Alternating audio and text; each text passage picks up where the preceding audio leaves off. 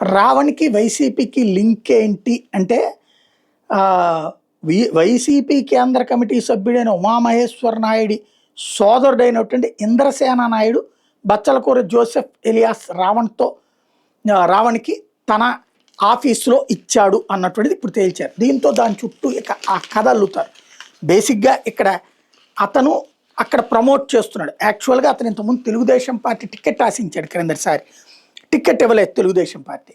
ఆ తర్వాతన తను అక్కడి నుంచి ఈ గమన అనే అమ్మాయి ప్లస్ ఇతను రావణ్తో 3 యూట్యూబ్ ఛానల్ నడిపించడం అక్కడ నడుచుకుంటూ వస్తున్నటువంటి పరిస్థితి. ఇప్పుడు కాబట్టి వైసీపీనే చేయించిందని ఇప్పుడు ఆ ప్లాట్ ఎందుకు ఇచ్చారు, మీరు వైసీపీలో ఎవరు చెప్తే ఇచ్చారు అన్నటువంటి పాయింట్ చుట్టూ విచారణ ప్రారంభించారు పోలీసులు. అమ్మాయిని అతన్ని కూడా పిలిచారు. అద్దెకిచ్చినందుకు నేరం కాదు, లేదా అతనేం ఉగ్రవాది అని చెప్పి తెలిసి ఎవడు నేరమే లేదు, అతను ఉగ్రవాది కూడా కాదు. ఏపీఏ యాక్ట్ ఎందుకు పెట్టారంటే అతని వాక్యాల ద్వారా ఉగ్రవాదాన్ని పెంచి పోషిస్తాడు అన్నటువంటిది. అది నిలిచే కేసు కాదన్నది ఏబీ లాంటి వాళ్ళు చెప్పేటటువంటిది. కాకపోతే దైవ దూషణ, మత సంఘర్షణలు సృష్టించాలనుకునేటటువంటి తత్వం మాత్రం సంఘర్షణ సృష్టించాలని అతను అనుకోవట్లేదు. ఎందుకంటే హిందువులు దూషిస్తున్నాడు. ఇక్కడ హిందువులు ఎప్పుడైనా మత ఘర్షణలకు పాల్పడతారా? అదే ముస్లింల్లో క్రైస్తవులను దూషిస్తే కనుక మత ఘర్షణలు జరుగుతాయి. హిందువులు దూషిస్తే హిందువులు రెచ్చిపోయి ముస్లింల మీదనో క్రైస్తవుల మీద దాడులు చేసిన సంఘటనలు ఎప్పుడూ ఉండవు. కాబట్టి హిందువుల్ని దూషించినందుకు మత దూషణ అన్న కేసు పెట్టచ్చు, కానీ మత ఘర్షణలు సృష్టిస్తారనే కేసు చెల్లుబాటు కాదు. భవిష్యత్తులో అది జరుగుతుంది.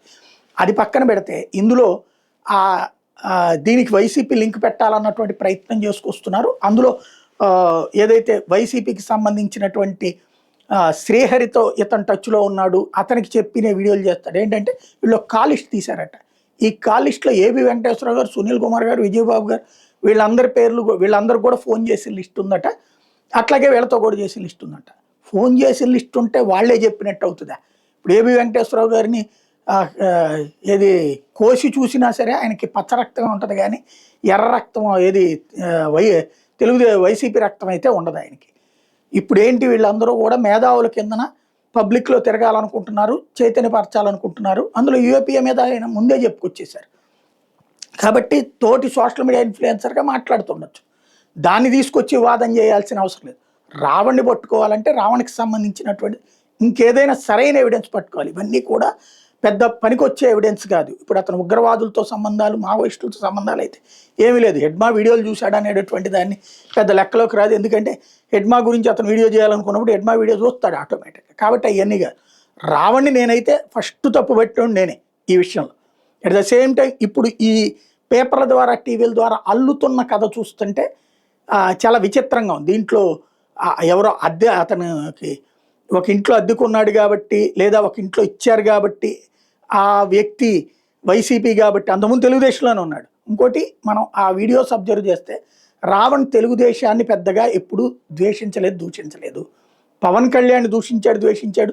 ఇంకా కాస్త కోస్త జగన్ని ద్వేషించాడు, దూషించాడు. అతని ప్రధాన టార్గెట్ పవన్ కళ్యాణ్, భారతీయ జనతా పార్టీ. అది ఇక్కడ గుర్తుపెట్టుకోవాల్సిన అంశం.